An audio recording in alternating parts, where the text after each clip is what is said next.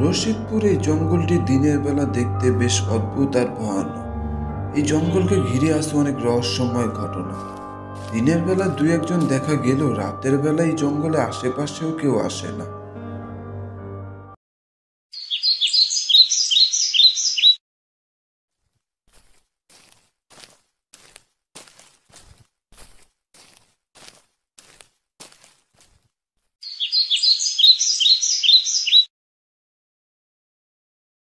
অনেকদিন পরে কলেজ থেকে ছুটি পেয়েছি, আমরা সব পুরনো বন্ধু একসাথে বসে আছে, বেশ মজা হচ্ছে, কি বলিস? হ্যাঁ রে বন্ধু, এটা কিন্তু তুই ঠিক বলেছিস। বন্ধু, সবই তো ঠিক আছে, কিন্তু কথা হলো এতগুলা দিন বন্ধ পেয়েছি, এই দিনগুলা কি আমরা বসে বসে কাটাবো? কোনো এক জায়গায় ঘুরতে গেলে ভালো হতো না? এটা তো ঠিক বলেছিস, কোথায় যাওয়া যায় বল দেখি। আমি বলছিলাম কি, রশিদপুর জঙ্গলে গেলে কেমন হয়? জায়গাটা কিন্তু বেশ অদ্ভুত, ঘুরে কিন্তু বেশ মজা পাওয়া যাবে। রশিদপুর জঙ্গলের কথা শুনেই সবার চোখে মুখে ভয় চলে এলো। অদ্ভুত এক রহস্যময় ভয় যেন তাদেরকে ঘিরে ধরেছে।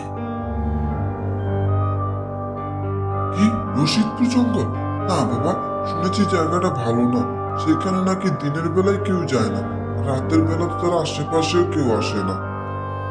আকাশ একটু হেসে বলে, হা হা হা, সেই কারণেই তো যাব। জায়গাটা রহস্য দিয়ে ঘেরা, জায়গাটা আশেপাশেও কেউ আসে না, ঘুরে বেশ মজা পাওয়া যাবে। না বন্ধু, রিস্ক নেওয়ার দরকার নেই, এর চেয়ে ভালো চল অন্য কোনো জায়গায় যাই। আরে বেটা, কিছু হবে না, ভয় পাইস না তো, আমরা সবাই একসাথে থাকবো, দেখবি বেশ মজা হবে। এই বিষয় নিয়ে তারা নিজেদের মধ্যে বেশ কিছুক্ষণ আলোচনা করে। তারপর সকলেই আকাশের সাথে সহমত হয় জঙ্গলে যাওয়ার জন্য। তাহলে আমরা সন্ধ্যা রওনা দেব, তোরা সবাই পুকুর পাড়ে এসে পড়িস। তারপর তারা সকলেই যে যার মতো বাড়ি চলে যায়।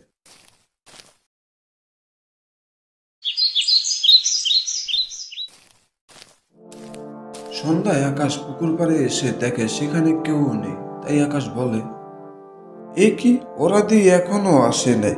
ওদেরকে বারবার করে বলে দিলাম একটু তাড়াতাড়ি আসতে, অনেকটা দূর যেতে হবে, না জানি এখন যেতে যেতে কতটা রাত হয়ে যায়। আকাশ এইসব ভাবতে ভাবতে একে একে বাকি সবাই পুকুর পাড়ে এসে জড়ো হয়। কি রে, তোরা এত লেট করলি কে? অনেকটা পথ যেতে হবে বললাম না? এখন তো যেতে যেতে অনেকটা রাত হয়ে যাবে, তাড়াতাড়ি চল। হ্যাঁ চল।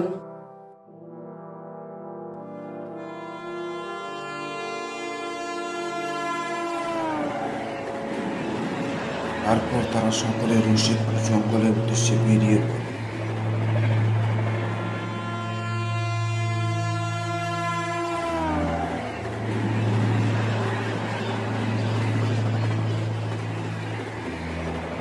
কয়েক ঘন্টা পর অবশেষে এসে পৌঁছালো তারা রশিদপুর এই ভয়ঙ্কর জঙ্গলটিতে। জঙ্গলটি দেখতে যেমন সুন্দর তেমনই অদ্ভুত আর ভয়ঙ্কর বটে। ওরে বাবারে, এ কোথায় এলাম রে? এ তো দেখে মনে হচ্ছে ভূতদের বসতের জায়গা। আরে ভয় পাইস না, এটা ভূতদের বসতের জায়গা না, এটা রশিদপুর জঙ্গল। দেখতে কিছুটা ভয়ানক, তবে বেশ সুন্দর, ঘুরে বেশ মজা পাবি। এ কথা বলে তারা হাসি ঠাট্টা করতে করতে জঙ্গলের ভিতরে চলে যায়।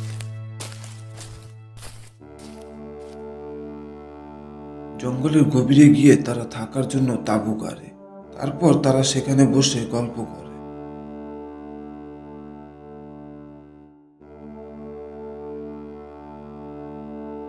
বেশ কিছুক্ষণ গল্প করার পর তারা রাতের খাবার খেয়ে ঘুমিয়ে পড়ে। হঠাৎ বেশ কিছুক্ষণ পর তারা বাইরে খসখস শব্দ শুনতে পায়। তারা সকলেই বেশ অবাক হয়ে যায়। দেখার জন্য তারা বাইরে আসে, কিন্তু বাইরে এসে তারা দেখে সেখানে কিছুই নেই। তারা ভাবে হয়তোবা কোনো পশু প্রাণী হবে, তাই তার আর কোনো কিছুই না ভেবে ঘুমিয়ে পড়ে।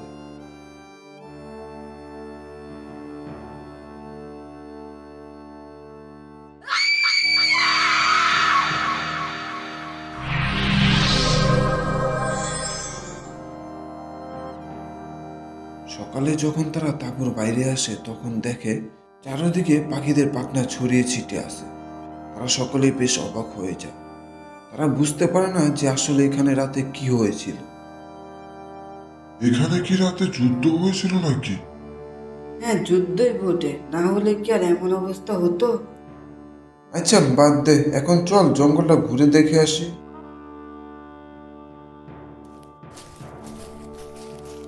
তারা সকলেই জঙ্গলটা ঘুরে দেখতে চলে যায়। ঘন জঙ্গল, চারিদিকে বড় বড় গাছপালা দিয়ে ঘেরা। বড় বড় গাছের আড়াল থেকে কেউ যেন আকাশ আর তাদের বন্ধুদের উপর নজর রাখছে। মনে হচ্ছে যেন রাত হলে ভয়ঙ্কর কিছু একটা ঘটবে।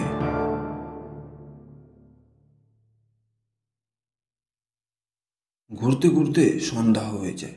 আকাশ আর তার বন্ধুরা তাঁবুতে ফিরে আসে। তারা সকলে তাঁবুর সামনে বসে গল্প করছিল। তখনই হঠাৎ পাশে ঝোপঝাড় থেকে কেমন জানি একটা শো শো শব্দ আসতে শুরু করে। তারা মনে করেছিল হয়তোবা কোনো শিয়াল হবে, কিন্তু হঠাৎ তারা ছায়ার মতো কিছু একটা দেখতে পায়। তারা সকলে বেশ ভয় পেয়ে যায়। ভয় নিয়ে আস্তে আস্তে ঝোপঝাড়ের দিকে যেতে থাকে। তারা ঝোপের সামনে যাওয়ার পর তারা ঝোপের আড়ালে যা দেখতে পেল সেটা দেখার পর কোনো সুস্থ মানুষই নিজেকে ঠিক রাখতে পারবে না। তারা দেখে একটি ছায়া মূর্তি একটি মৃত মানুষের দেহ জঙ্গলি জানোয়ারের মতো ছিঁড়ে ছিঁড়ে খাচ্ছে। এটি দেখে তাদের সকলেরই ভয় হাত পা কাঁপতে থাকে। তারা কেউ আর নিজেকে ঠিক রাখতে পারল না। ভয়ে জ্ঞান হারিয়ে মাটিতে লুটিয়ে পড়ল।